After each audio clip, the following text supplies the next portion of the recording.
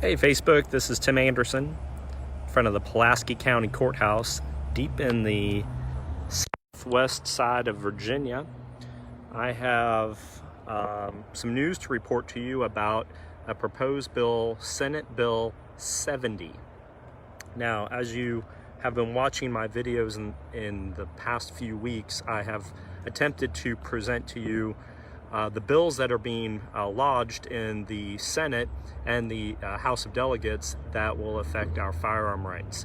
I'm standing in front of the Pulaski County Courthouse as a statement here that Richmond has forgot about a big part of the state when they're proposing these bills.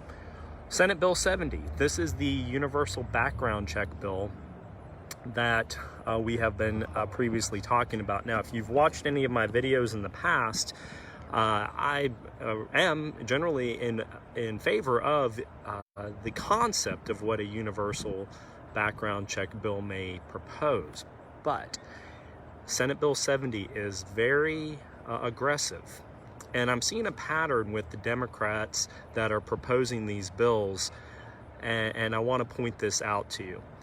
Essentially, the Second Amendment, which applies to all of us, gives us the authority to own and possess firearms. And what the Democrats are doing in Richmond is they're putting restrictions on those. Now, whether those restrictions end up becoming valid or not valid, what they are doing to motivate the compliance with their laws is they are putting felony penalties on the citizenry. And in a situation like that, we have to be very careful. I've talked about Senate Bill 16. That's the assault weapons ban bill, which will make felons out of many Virginians who choose not to comply with the bill. Well, Senate Bill 70 does the exact same thing. Essentially, the gist of it, and it's contained in the Facebook link, just click on it above. But the summary of the bill basically is this, is that in private party transactions, if you sell a firearm to somebody else without doing a background check on it, you as the seller will be guilty of a Class 6 felony, and the buyer will be guilty of a Class 1 misdemeanor. Now, this there are a few exceptions to the bill. Transactions that occur between family members, issues like when somebody dies and an executor is giving a gun to a grandkid per the will, buyback programs, if you go to a gun range and you're just renting a gun temporarily and then you're giving it back, you won't have to do background checks for those, but there are no other exceptions. Now look, I want to show you the bill here as it's proposed.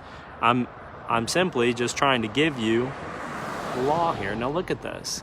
It says a transfer who sells a firearm, third line, to another person without obtaining the required background check will be guilty of a Class 6 felony.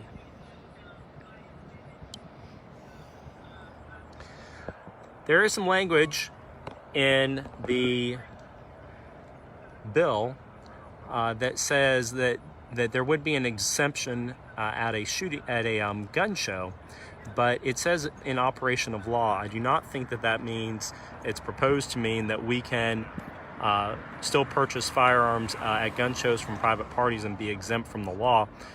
It says in here that it's at firearm shows in accordance with law. I don't see it writing it this way. So essentially, what is legal to do in Virginia right now will not only be illegal to do if this bill passes, but you will be a felon if you are the seller. You'll be committing a misdemeanor if you're a buyer. So even though reasonable people may disagree on whether we should have universal background checks, the playbook that's being offered right now on these bills is to make felons, to make compliance out of people under threat of felony.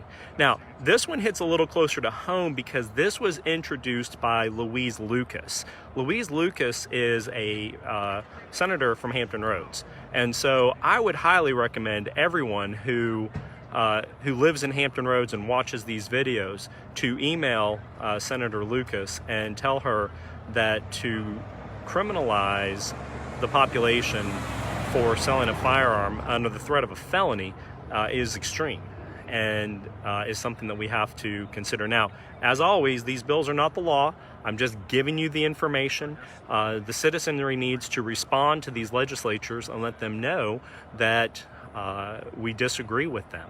We can possibly find resolution on a universal background check proposal, but to tell somebody that they would become a felon if they do not comply with the law goes too far.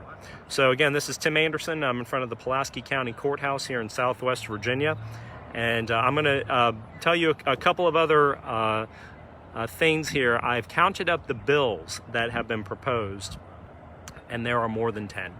And so I'm going to do another video in a few hours here about one of the other rules changes that are going to be proposed. This one comes from the House of Delegates. That'll come this afternoon, so keep your Facebook on if you want to hear about that one. And then finally, if I have enough time at the end of the day, I'm going to tell you about a third one. So there's two more that are equally egregious that I want you to be made aware of. But Senate Bill 70, the link is right up here. Take a look at it for yourself. You will be a felon if you sell a firearm without obtaining a background check on the buyer. Now, that is something legal. You can 100% legally do today in Virginia, but if this bill passes, it would not only be illegal, but you would be a felon for doing it. All right, that's it. My name's Tim Anderson. We'll see you in a little bit.